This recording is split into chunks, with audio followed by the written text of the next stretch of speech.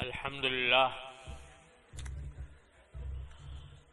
لله رب العالمين،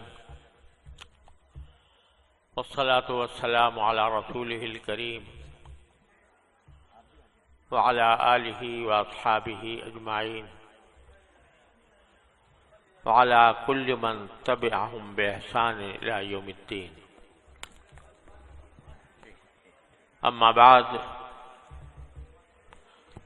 حضرات علماء کرام اور میرے طالب علم ساتھیوں، السلام علیکم ورحمۃ اللہ وبرکاتہ۔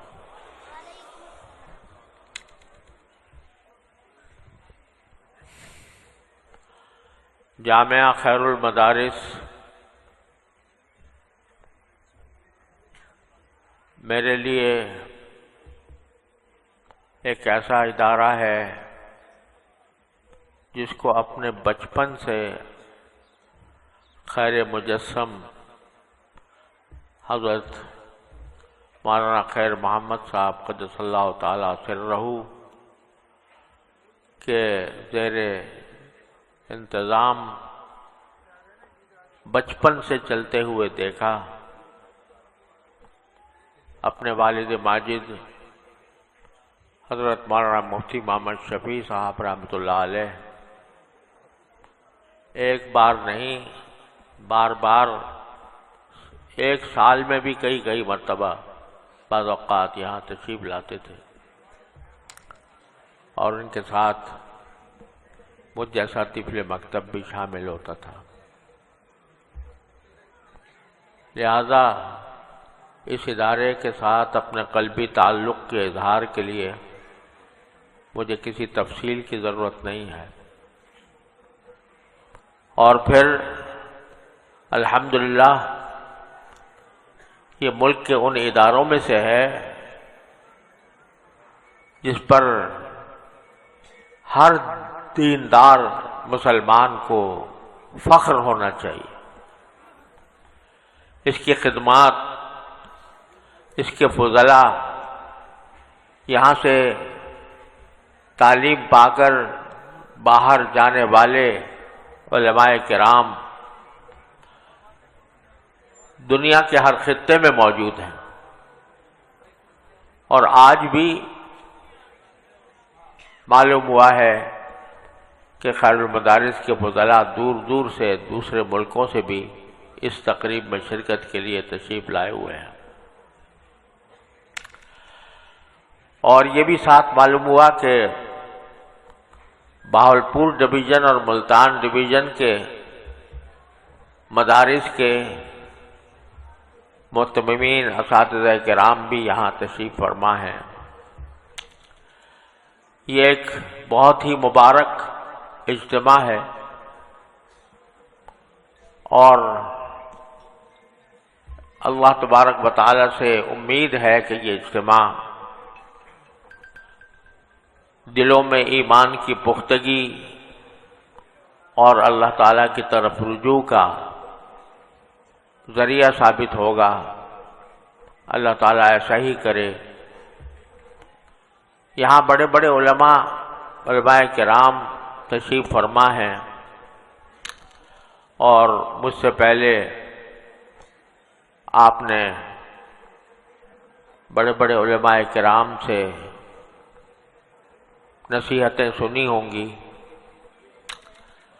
ہمارے مدارس میں یہ سالانہ اجتماع کے دو مقصد ہوتے ہیں۔ ایک مقصد یہ ہوتا ہے کہ جن طلباء نے مدرسے میں تعلیم حاصل کر کے دورہ حدیث تک تکمیل کی، ان کو دستار فضیلت پہنائی جاتی ہے اور ان کا اکرام کیا جاتا ہے، ان کی ہمت افزائی ہوتی ہے۔ اور دوسرا عظیم مقصد یہ ہے کہ اس موقع پر عام مسلمانوں کو بھی دین کی اہمیت اور دین کے احکام پر عمل کرنے کی تاکید اور ترغیب دی جائے، دلوں میں اللہ اور اس کے رسول صلی اللہ علیہ وسلم کی محبت تازہ کی جائے، اور اپنی زندگی میں نبی کریم سرور دو عالم صلی اللہ علیہ وسلم کے اتباع کا جذبہ پیدا کیا جائے۔ یہ پہلے جب اجلاسات ہوتے تھے تو وہ ان اجلاسات کے اندر بہت سے لوگ اپنے گناہوں سے تائب ہو کر اٹھتے تھے، اللہ تبارک و تعالیٰ کے ساتھ تعلق مضبوط کرنے کا یہ ذریعہ ہوتے تھے، اور یہی مدارس دینیہ کی روح ہے۔ الحمدللہ اس وقت دینی مدارس ملک کے گوشے گوشے میں پھیلے ہوئے ہیں، ایسی جگہوں پر جانے کا اتفاق ہوتا ہے جہاں دور دور نہ کوئی ہسپتال ہے، نہ کوئی اسکول ہے، نہ کوئی بازار ہے، نہ کوئی بستی ہے، پتھروں کے پہاڑوں میں گاڑی جا رہی ہے، آس پاس کسی بھی شہری سہولت کا نام و نشان نظر نہیں آتا، لیکن سارے اس ماحول میں مسجد نظر آتی ہے، اس میں ایک ملا بیٹھا ہوا لوگوں کے ایمان کی تجدید کر رہا ہے، لوگوں کو ایمان کا نور بخش رہا ہے، اسے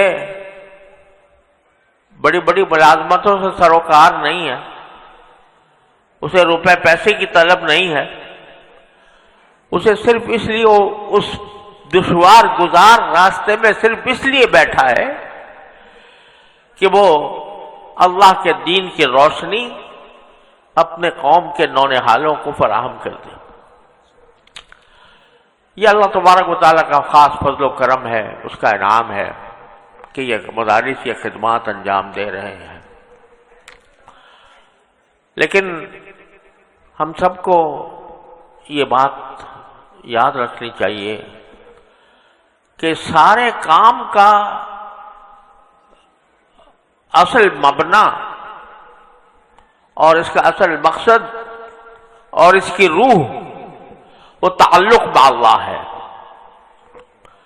اللہ تبارک و تعالیٰ کے ساتھ تعلق مضبوط کرنا، اللہ تبارک و تعالیٰ کی ذات کے ساتھ محبت میں روز بروز ترقی کرنا، نبی کریم سرور دو عالم صلی اللہ علیہ وسلم کی محبت میں روز بروز اضافہ کرنا، آپ کے ارشادات سن کر، آپ کی تعلیمات سن کر ان کو اپنی زندگی میں اپنانا،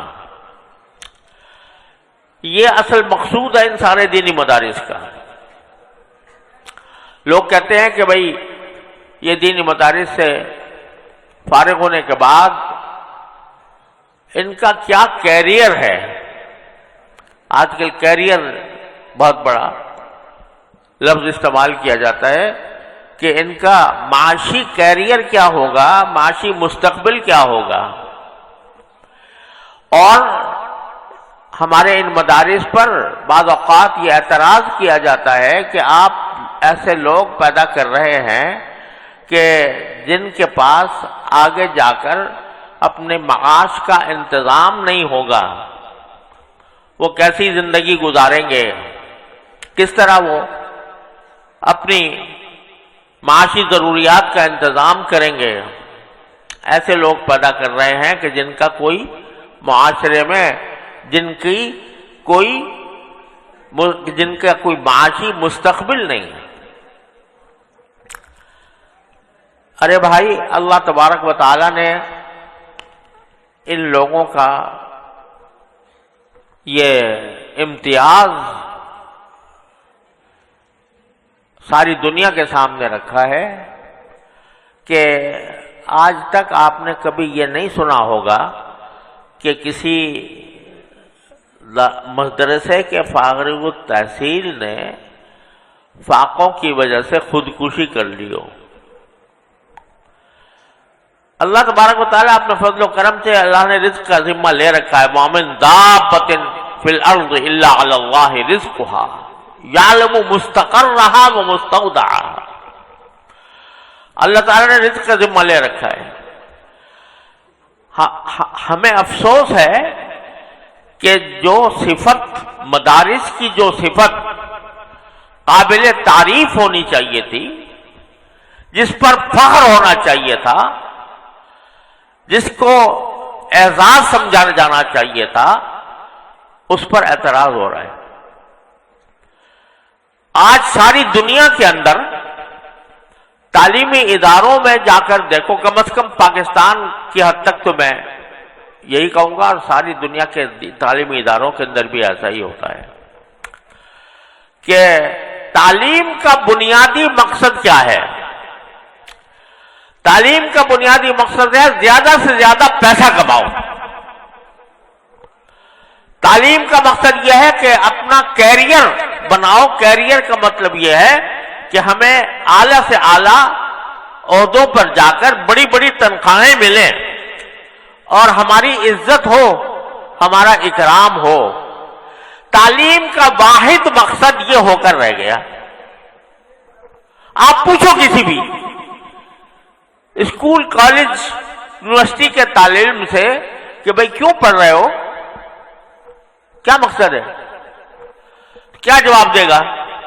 جواب دے گا کہ میں اپنا کیریئر اچھا بنانا چاہتا ہوں، میں کوئی ایسے منصب پر جانا چاہتا ہوں جو دنیا کے اندر میری عزت کا سبب بنے، جو میرے لیے مال و دولت کے ڈھیر میرے قدموں میں لا کے ڈال دے۔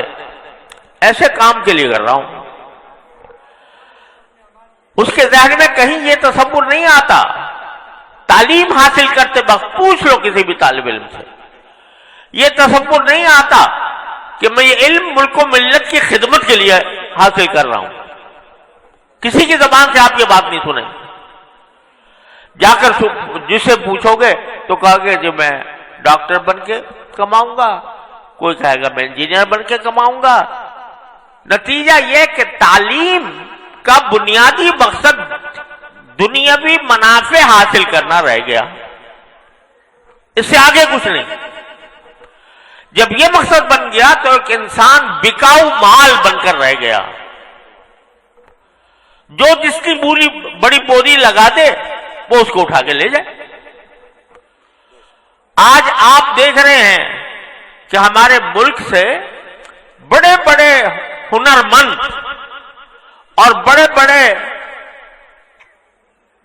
تعلیم پانے والے، بڑے بڑے انجینئر، بڑے بڑے ڈاکٹر، بڑے بڑے سائنسدان ملک میں نہیں ہیں، باہر گئے ہوئے ہیں۔ جس کو کہو، جس کو سوچو، کوئی امریکہ میں کام کر رہا ہے، کوئی یورپ میں کر رہا ہے، کوئی خلیج کی ریاستوں میں کر رہا ہے۔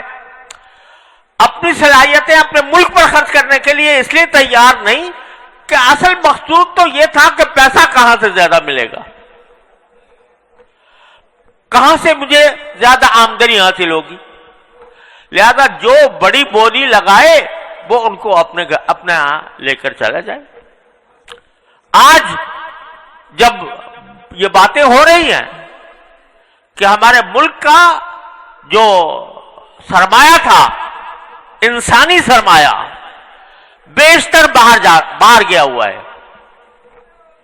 بیشتر انسانی سرمایہ ہمارا باہر گیا ہوا ہے۔ اور کیوں گیا ہوا ہے کہ وہ اس کو پیسے زیادہ وہاں پر مل رہے ہیں۔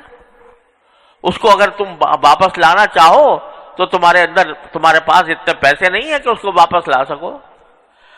ہم اسی بات پر خوش ہیں کہ وہ وہاں سے ہمارے پاس زر مبادلہ بھیج رہا ہے، اس بات پر خوش ہیں اور کہتے ہیں اور چلے جاؤ باہر تاکہ ہمارے لیے زر مبادلہ بھیجو، اور زر مبادلہ سے ہمارا ملک کی آمدنی میں اضافہ ہو، اس پر خوش ہیں. اس پر خوش ہونا اس پر چاہیے نا کہ ہمارے آدمی ہمارے ملک میں، ہمارے ملک کی، ہماری ملت کی خدمت کریں اور یہاں آ کر اپنے علم و ہنر سے فائدہ پہنچائیں. لیکن چونکہ تعلیم کا مقصد ہی یہ نہیں ہے، تعلیم کا مقصد تو پیسہ ہے، جہاں زیادہ پیسہ ملے گا وہاں چلے جائیں گے. ہمارے ہاں پہلے دن سے یہ پڑھایا جاتا ہے. کسی طالب علم سے پوچھو کہ تم کیوں پڑھ رہے ہو، تو کوئی شخص یہ جواب نہیں دے گا کہ میں پیسہ کمانے کے لیے پڑھ رہا ہوں. کوئی جواب دے گا؟ تم لوگ اتنے سارے بزرگ بیٹھے ہوئے ہو، کسی نے اس لیے پڑھا ہے کہ پیسہ زیادہ کماؤ گے؟ کسی نے نہیں. ایک طالب علم بھی یہ جواب نہیں دے گا کہ میں پیسہ کمانے کے لیے پڑھ رہا ہوں. اس کو پہلے دن سے گٹی میں یہ پلایا جاتا ہے کہ رزق کا نظمہ تو اللہ نے لے رکھا ہے، وہ کتوں کو دیتا ہے، وہ خنزیروں کو دیتا ہے، وہ جانوروں کو دیتا ہے، وہ تمہیں کیوں نہیں دے گا؟ پہلے دن سے اس کی گٹی میں یہ بات پلائی جاتی ہے کہ تمہارا مقصد دنیا کی منفعتیں، دنیا کے مفادات حاصل کرنا نہیں ہے، تمہارا مقصد اللہ کو راضی کرنا ہے. تمہارا مقصد یہ ہے کہ تم اللہ تعالیٰ کے دین کا علم حاصل کر کے اس کی روشنی دوسروں تک پہنچاؤ. تمہیں اگر فاقے بھی جھیلنے پڑے تو تم کامیاب ہو اگر تم یہ کام کر رہے ہو، اور اگر تمہیں تنگی ترشی سے گزارا کرنا پڑے تب بھی تم اس بات تم کامیاب ہو. اس لیے کامیاب ہو کہ تم نے جو اللہ کے نبی کریم صلی اللہ علیہ وسلم نے جو تعلیمات دی تھی وہ تم اٹھائے بیٹھے ہو اور اس کو دنیا تک پہنچا رہے ہو. آپ دیکھ لو کہ اسلامیات کی تعلیم کہاں کہاں نہیں ہوتی. مستشرقین کے ہاں جا کر دیکھو تو ان کے ہاں اسلامی علوم کی تعلیم کا بہت اعلیٰ معیار موجود ہے. ان کتابوں کے حوالے ان کے ہاں ملیں گے جن کا آپ نے بعض اوقات نام بھی نہیں سنے ہوں گے، لیکن وہ اس کا مقصد کیا ہے؟ وہ مقصد یہ ہے کہ اسلام میں شکوک پیدا کرو، اسلام کے شکوک پیدا کر کے لوگوں کو اسلام سے برگشتہ کرو. وہ اس کام کے لیے بیٹھے. ہمارے یہاں بھی اسلامیات کے محکمے قائم ہیں یونیورسٹیوں میں، اور اس کے اندر بھی ایم اے اسلامیات ہوتا ہے، پی ایچ ڈی اسلامیات ہو جاتا ہے، ڈاکٹر بن جاتا ہے. لیکن اس کا مقصد کیا ہے؟ اس کا مقصد یہ ہے کہ مجھے ڈاکٹریٹ کی سند مل جائے، اور ڈاکٹریٹ کی سند مل جائے گی تو مجھے ملازمت اچھی مل جائے گی. قصہ ختم.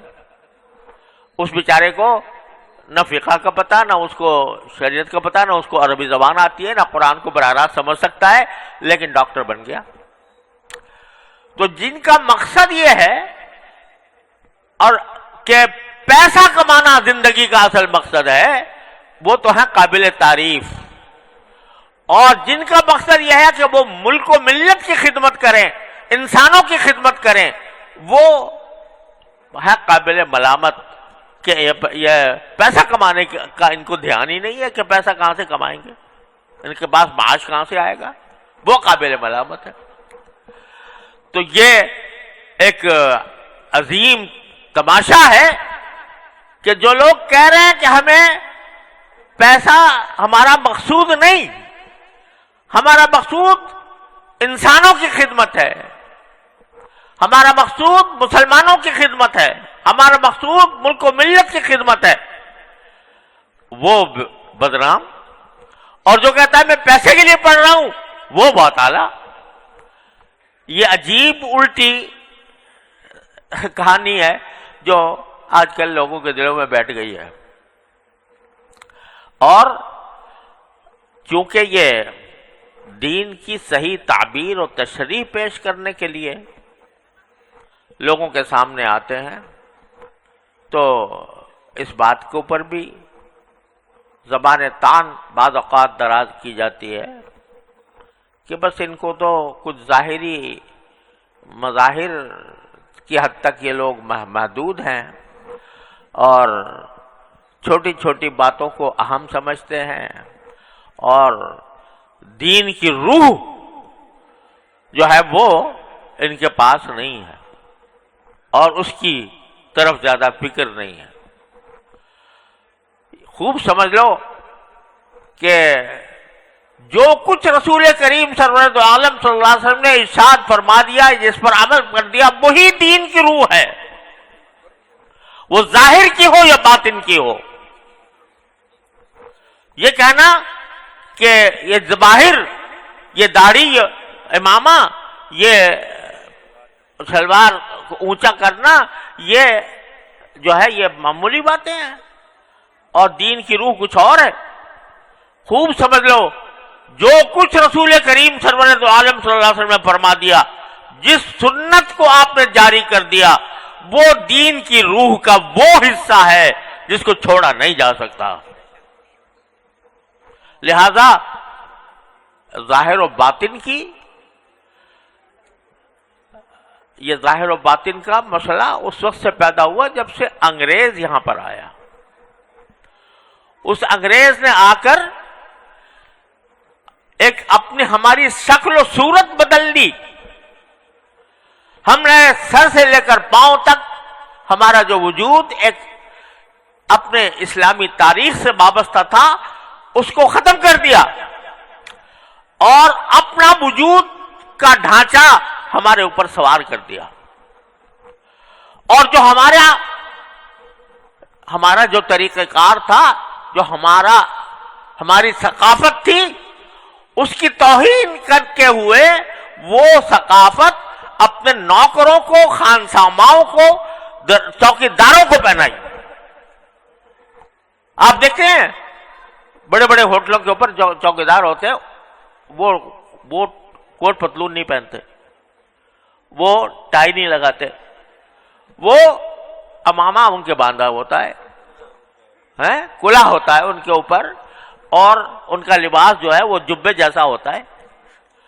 تو جو لباس ہمارے بادشاہوں کا تھا، جو لباس ہمارے علماء کا، ہنرمند لوگوں کا تھا، وہ لباس انہوں نے اپنے ملازموں کو، خادموں کو، چوکیداروں کو پہنایا۔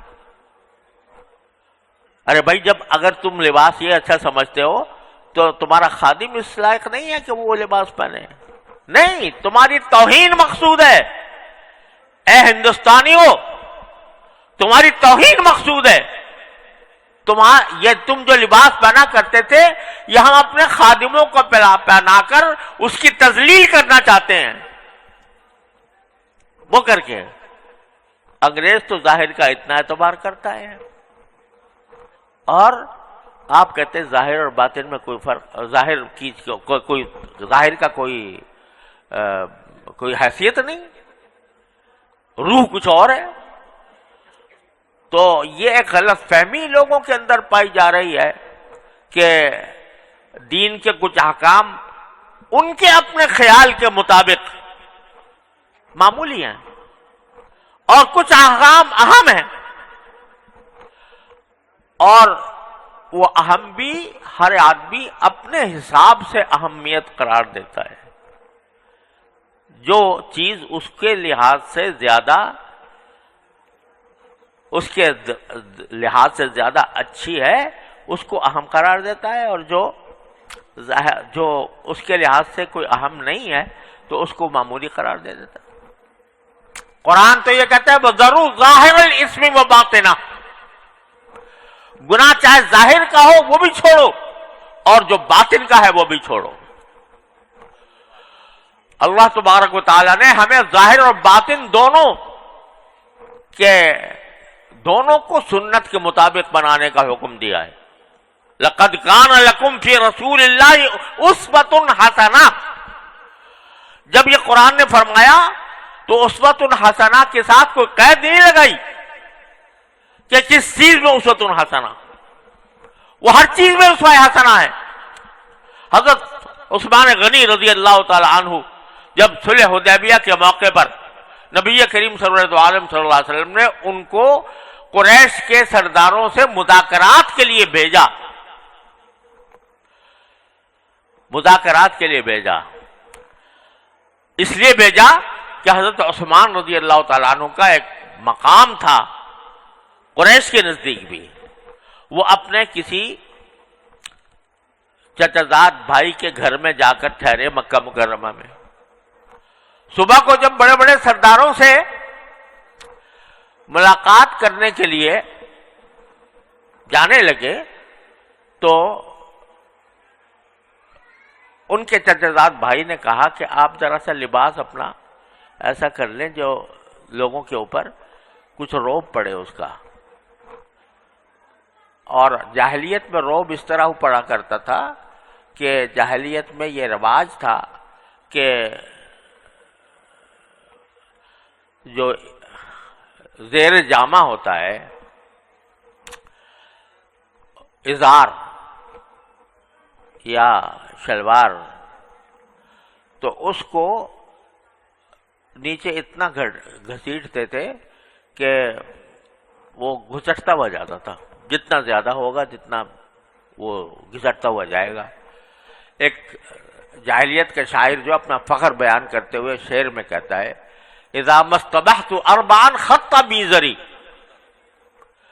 کہ جب میں شراب کے 4 جام چڑھا کر نکلتا ہوں تو میری جو ازار ہے وہ زمین پر لکیر بناتے ہوئے جاتی ہے. وہ اس کو فخر کا ایک بہت بڑا نشان سمجھتے تھے. تو حضرت عثمان غنی رضی اللہ تعالیٰ عنہ نے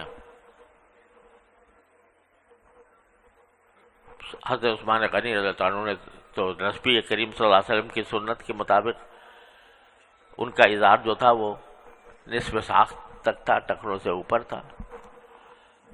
تو ان کے چچازاد بھائی نے کہا کہ ایک بڑے مذاکرات کے لیے جا رہے ہو تو ذرا اپنا ازار ٹھیک کر لو، نیچے کر لو. تو حضرت فاروق اعظم رضی اللہ عنہ نے کیا جواب دیا؟ لا ہاکذا عزرت صاحبنا صلی اللہ علیہ وسلم. ہاں نہیں، ہمارے صاحب ہمارے آقا کا تو ازار اسی طرح ہوتا ہے. چونکہ ان کو اس سے غرض نہیں تھی کہ دوسرے ہمارے لباس سے کوئی مرعوب ہوگا. لباس سے مرعوب نہیں کرنا ہوتا، مرعوب کردار سے کرنا ہوتا ہے، عمل سے کرنا ہوتا ہے، ایمان سے کرنا ہوتا ہے. لہذا حضرت عثمان غنی رضی اللہ تعالیٰ عنہ نے فرمایا کہ میں یہ کام نہیں کروں گا، اور پھر جا کر مذاکرات بھی کی ہے. تو بات یہ ہے کہ جب ہمارے دلوں میں خود سنتوں کا اہتمام باقی نہ رہے، چاہے وہ ظاہری سنت ہو یا باطنی سنت ہو. یہ ٹھیک ہے کہ جہاں یہ سنت ہے وہاں یہ بھی سنت ہے کہ انسان کا اخلاق درست ہو، لوگوں کے ساتھ خوش اخلاقی سے پیش آئے، وہ لوگوں کی مدد کرے. نبی کریم صلی اللہ علیہ وسلم نے فرمایا کہ کسی شخص کے دکھ کو دور کر دینا مجھے 1 مہینے تک مسجد نبوی میں اعتکاف کرنے سے زیادہ میں اس کو افضل سمجھتا ہوں. کسی کا دکھ دور کر دینا اور لوگوں کے ساتھ خوش اخلاقی سے پیش آ جانا، یہ اس کی نبی کریم صلی اللہ علیہ وسلم نے بہت فضیلت بیان فرمائی. تکبر نہ کرنا، تواضع اختیار کرنا، اس کی بہت فضیلت بیان فرمائی. تو جو حکم بھی ہے آپ کا وہ دین کی روح ہے. کوئی کہہ دے تو ہر ایک کے ہاتھ میں یہ سر بات چلی جائے گی کہ بھئی یہ بات تو روح ہے، یہ بات روح نہیں ہے دین کی. تو ہر ایک آدمی کے ہاتھ میں یہ فیصلہ دے دیا جائے کہ کون سی چیز روح ہے، کون سی روح نہیں ہے. تو پھر دین کا تو کھیل بکھیڑا ہو جائے گا اور ہو گیا. یہ باتیں سوچ سوچ کر اگر مجھے کسی سنت پر عمل کی توفیق نہیں ہو رہی تو کم از کم شرمندہ ہو جاؤں کہ بھائی مجھے چاہیے تھا مگر مجھے توفیق نہیں ہو رہی. اللہ تعالیٰ مجھے توفیق دے دے. لیکن کسی بھی سنت کے بارے میں یہ کہنا کہ یہ دین کا کوئی اہم حصہ نہیں، یہ کسی طرح بھی قابل قبول نہیں ہو سکتا. بہرحال بات کہاں چلی گئی؟ میں کہنا یہ چاہ رہا تھا کہ الحمدللہ ہمارے جو مدارس دینیہ ہیں یہ دین کی چاہتے یہ ہیں کہ جن کے جسم اور روح دونوں کو کی تعلیم دیں اور ان پر عمل کریں اور کروائیں. یہ مقصود ہے اس کا. اور جہاں تک اس کا تعلق پیسے کا ہے تو ان کا مقصود زندگی کبھی پیسہ نہیں رہا، نہ رہے گا. اور جس دن ان کا مقصود زندگی پیسہ ہو گیا اس دن یہ مدارس اپنی روح کھو بیٹھیں گے. جب یہ پیسہ مقصد نہیں لیکن ظاہری اسباب والے اس ذات کو نہیں دیکھتے جو اپنے اوپر بھروسہ کرنے والوں کے ساتھ کیا معاملہ کرتی ہے. وَمَن يَتَوَکَّلْ عَلَى اللَّهِ فَهُوَ حَسْبُهُ. وہ کیا معاملہ کرتی ہے؟ مجھے کوئی ایسی مثال بتا دو کہ جس میں دینی مدرسے کا کوئی طالب علم بے روزگاری کی وجہ سے اس کو خودکشی کر گیا ہو. لیکن تکلیفیں آتی ہیں،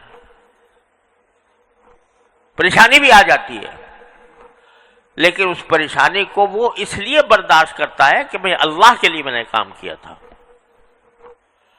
اگر پہلے دن سے پیسہ مقصود ہو تو ہمارے کوچے کا آدمی نہیں ہے. کسے کہ کشت نہ شد در قبیل مانیس. تو لیکن اگر مقصود یہ ہے تو اللہ تعالیٰ نوازتا بھی اس طرح ہے کہ اس کے بعد دنیا بھی ذلیل ہو کر آتی ہے. تاتی ہی دنیا وہی راغمہ. اگر فرض کرو کوئی طالب علم ٹھیک سے پڑھا نہیں، کوئی اچھی استعداد حاصل نہیں کی، علم میں پختگی نہیں آئی، تو پھر وہ اپنا ہی شکوہ خود کرے. کتنے یونیورسٹیوں کے لوگ ہوتے ہیں اور کالجوں کے ہوتے ہیں جو اچھی استعداد نہیں رکھتے، تو وہ پریشان بھی ہوتے ہیں روزگار کے اعتبار سے، وہ بھی پریشان ہو جائے گا.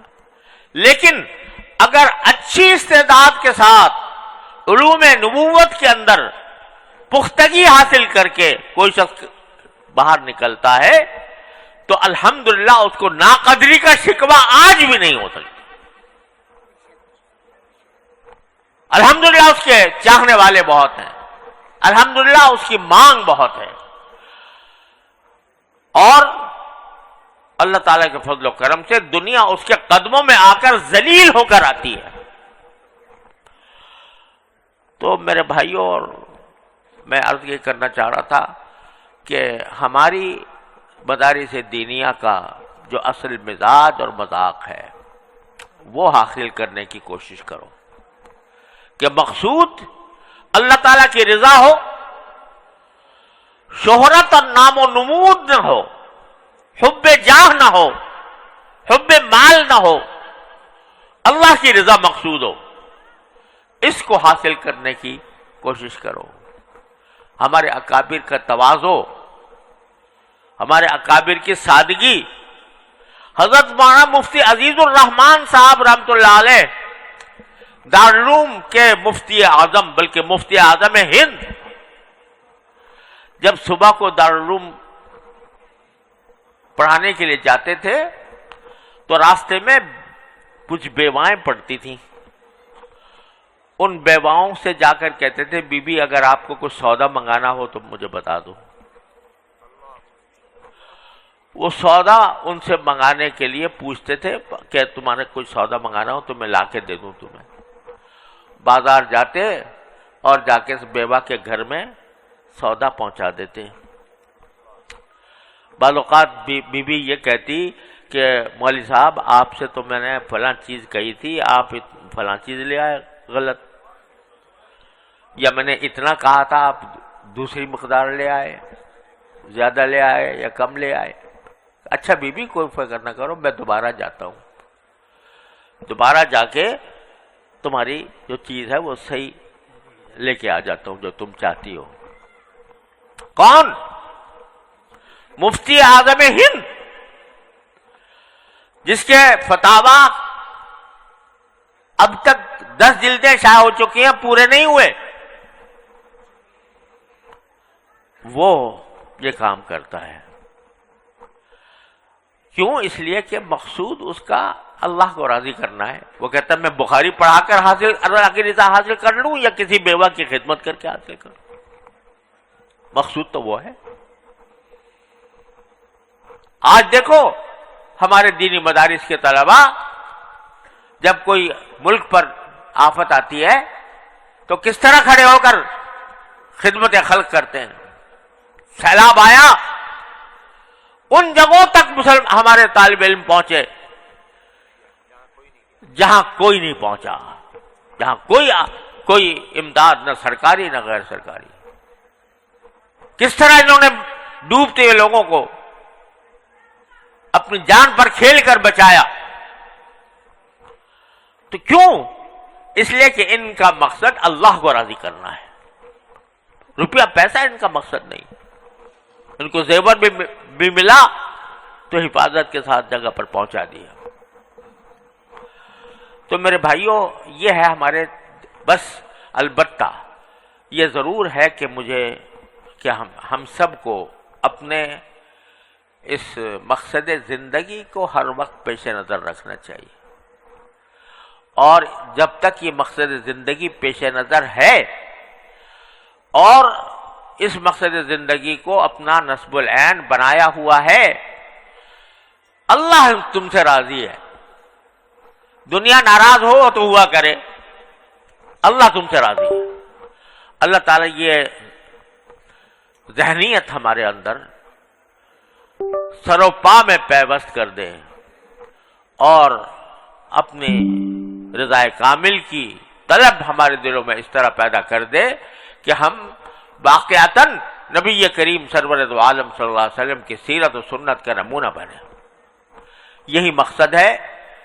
اور میں اس کے ساتھ ان تمام طلباء کو تہ دل سے مبارکباد پیش کرتا ہوں جو تعلیم کی تکمیل کر رہے ہیں اور دورہ حدیث کی تکمیل کے بعد آج ان کی انشاءاللہ دستار بندی ہونے والی ہے. ان کو بھی، ان کے والدین اور ان کے گھر والوں کو بھی، ان کے اساتذہ کرام کو بھی، جامعہ خیر المدارس اور اس کے معتممین کو بھی میں تہ دل سے خراج تحسین اور مبارکباد پیش کرتا ہوں. اللہ تبارک و تعالیٰ مبارک فرمائے اور اس اجتماع کو اپنے بارگاہ میں شرف قبول عطا فرمائے اور اس سے ہمارے دلوں میں دین کی عظمت، دین کی محبت، سیرت و سنت کی محبت ہمارے دلوں میں پیدا ہو اور ہمیں اس پر عمل کی توفیق ہو. وصلی اللہ تعالیٰ علی خیر خلق.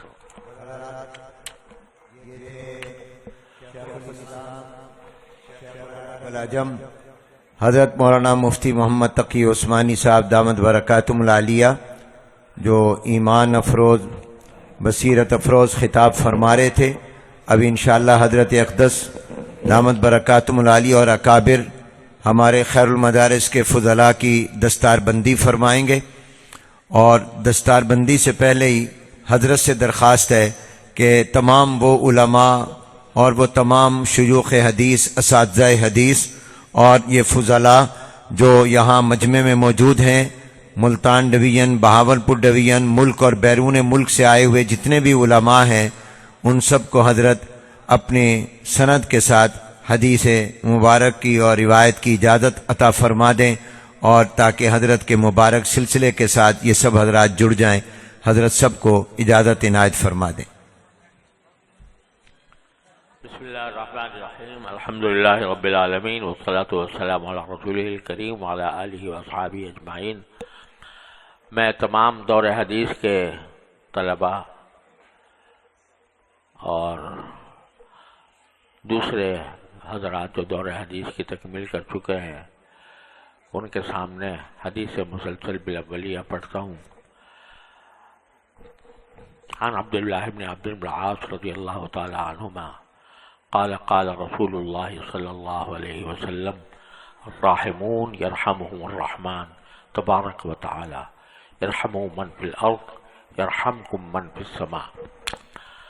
یہ حدیث مسلسل بالاولیہ ہے۔ میں اپنے تسلسل کے ساتھ آپ حضرات کو روایت کرنے کی اجازت دیتا ہوں، اور اپنے دوسرے جہاں جو مرویات مجھے اپنے مشائخ سے حاصل ہیں وہ ان کی اجازت عامہ بھی تمام اساتذہ کرام اور تمام طلباء کو جو دور حدیث سے فارغ ہو رہے ہیں ان کو اجازت دیتا ہوں۔ اللہ تعالی ہم سب کو ان بزرگوں کے راستے پر چلنے کی توفیق عطا فرمائے۔ استقبال کیجئے قائد ملت